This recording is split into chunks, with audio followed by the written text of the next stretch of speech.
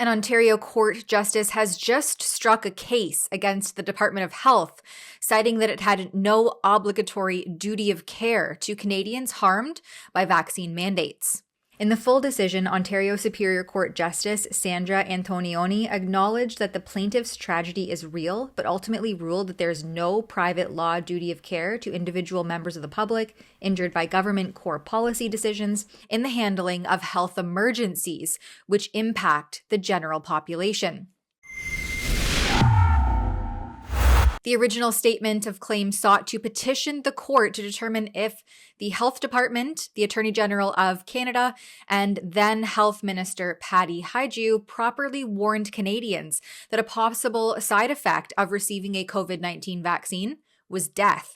This, even though the claim leans on Pfizer's Study 2 data that was released on April 1st, 2021, which showed that deaths resulting from the vaccination prior to unblinding the study was at 15 versus the placebo with 14 deaths.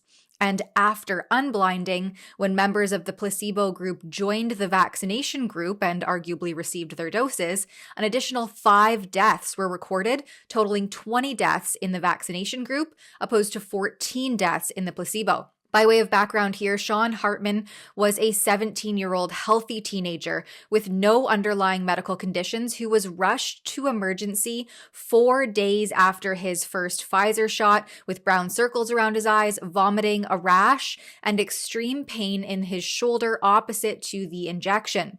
The attending physician didn't run any tests or order any blood work. They instead sent him home with over-the-counter pain medication, and less than 4 weeks later, Sean was found dead beside his bed in the morning. Autopsy found that he had a slightly enlarged heart, also known as myocarditis. But more on that in just a moment, because all Sean wanted to do was lace up his skates and hit the ice, reclaiming his cherished hockey after nearly 2 years of soul-crushing isolation, trapped under the oppressive weight of draconian public health restrictions that had strangled his passion and robbed him of vital socialization during his prime teenage years. And in order to do that, Sean had to be injected with this novel product, a mandate that was based on government and public health authorities' advice. These mandates stipulated exceptions or exemptions, but time and time again, the lie detector test determined that was just for show.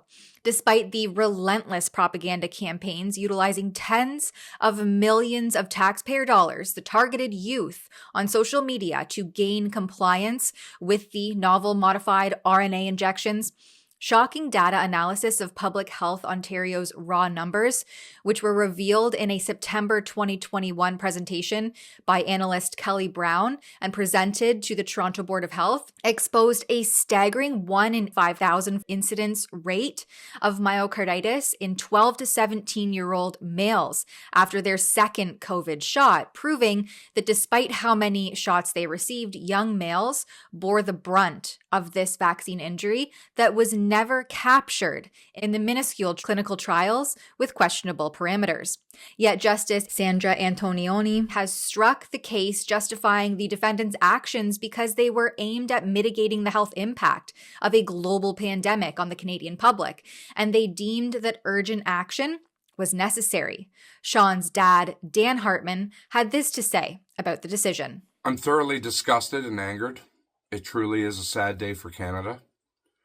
They're making it like Sean's life didn't matter at all, and it's not even worth going to a courtroom to be heard. They absolutely owed Sean a duty of care.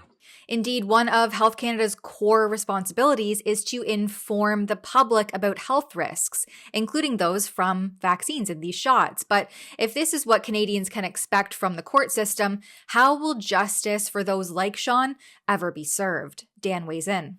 Everybody needs to keep pushing. We have to let them know they can't get away with this. It's going to take all of us to fight for Sean.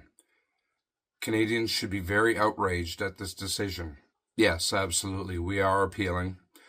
In fact, it's already been done, and now they have 30 days to respond. And I'm very anxious to get that response.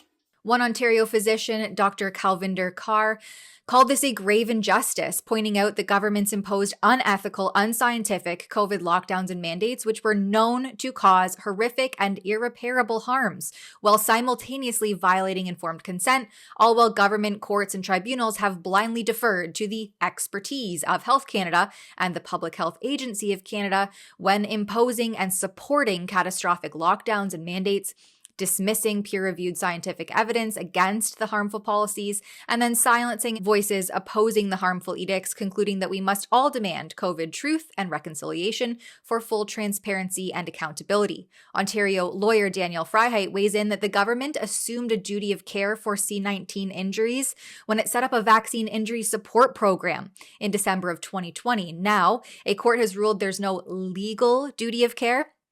There's a concept known as honor and integrity of the crown, and he says it should be expanded and applied here, which arguably calls on the government to act as a responsible steward to those harmed at the hands of the safe and effective narrative, especially since the government acknowledges that there have been 488 reports with an outcome of death following these injections. And we know that adverse events from vaccines are common, but underreported, with less than 1% reported to the Food and Drug Administration. So this is likely a fraction of the actual numbers. Sean Hartman was a vibrant 17-year-old hockey lover who was robbed of his life just weeks after a COVID shot he took to reclaim his passion from the suffocating grips of mandates and lockdowns. And now his grieving father, Dan, is left with nothing but a cold courtroom shrug. Ontario's Superior Court has the gall to admit his tragedy is real, yet slams the door on justice, claiming Health Canada owes no duty of care to Canadians crushed under the weight of their own policies. Policies we now know were built on shaky at best data, dismissed science, and a blatant disregard for true informed consent. While the government hides behind urgent action excuses and millions in propaganda, Sean's story screams what we've long suspected. The system isn't broken, it's rigged. It's time to rip the veil off this charade and demand the truth, because if honor and integrity of the crown means anything, it's that no family should be left to drown in grief while the architects of this mess wash their hands clean. For Rebel News, I'm Tamara Ugolini. To find out more on this topic, please head over to nomoreshots.ca and support my work there if you're able to. That's nomoreshots.ca.